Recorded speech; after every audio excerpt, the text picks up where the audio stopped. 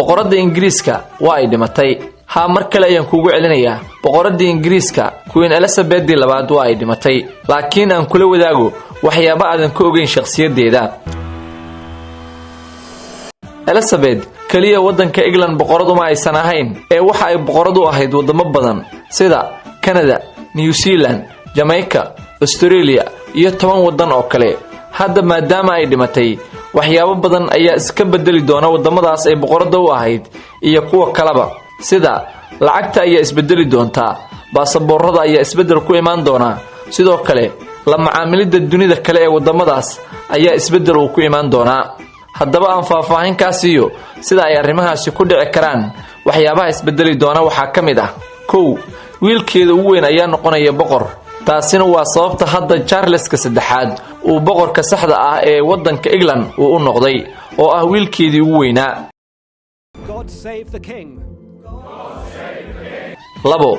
lacagta ayaa isbedeli doonta kadib dhimashadeeda wadanka Ingiriiska. ma dhici doonto hadda kadib lacag ay ku sawiran tahay astaamaha wajiga boqoradda. hadda kadib lacag kasta oo la daabici doona waxa lagu dhajin doonaa astaamaha iyo wajiga boqorka. sug taasi kama dhigna in lacagihii hore ay ka kac yihiin ee wali waa ay shaqeyn doonaan. 3. baasaboorada ayaa isbedeli doona. dhammaan magacyada baasaboorada meeshii hore ay ka ahayd boqoradda waxa lagu bedeli doonaa magaca boqorka.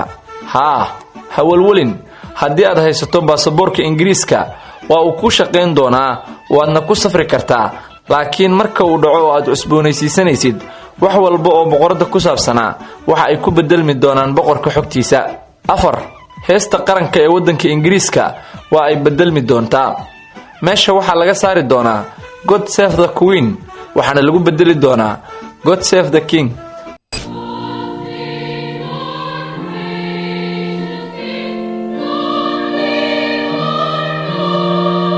حتى koofiyadaha booliiska ayaa isbedeli doona.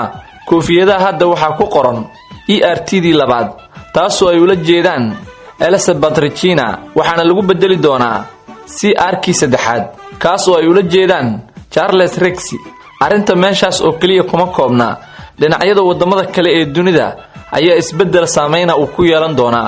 sidaan sheegnay boqoradda Ingiriiska kaliya boqoradu ma aysan ahayn Ingiriiska ee 15 wadan ay sidoo kale boqoradu ahayd. kadib dhimashadeeda dhammaan wadamadaasi waxa ay hoos u dhigi doonaan calaamadooda 10 maalmood waana ay u baroor diiqi doonaan.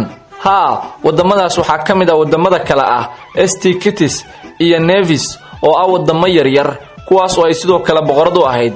sidoo kale waxa la filan karaa marka ay baroor diiqdu dhamaato in ay isbedel ku yimaadaan wadamadaas, waxaana laga yaabaa qaar kamid ah wadamadaasi in ay ka hoos tagaan oo ay ka hoos baxaan kamid ahaanshiyaha boqortooyada Ingiriiska, taas oo haddaba 6 kamid ah ay muujiyeen arrinkaas sida wadanka Jamaica.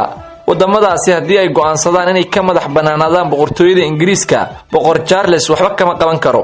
waxa la yaab kale ayaa ah in boqoradu ay 70 sano in ka badan ay wadamadaas boqoradu ahayd. cajiib, waxa ay u soo joogtay dagaaladii dhacay, xiliyadii telefishinka la hindisay iyo xiliyadii kombiyuutaradii ugu horeeyay la sameeyay. intaas oo isbedel oo dunida ka dhacay iyadoo goobjoog ayay u ahayd, maadaama iyada hadda ay meesha ka baxday fulo isbedel weyn oo saameeyay dunida inteeda kale. waad ku mahadsantahay daawashada muuqaalkan. fadlan muuqaalka like saar, channelkana subscribe saar. sidaas iyo nabadgelyo.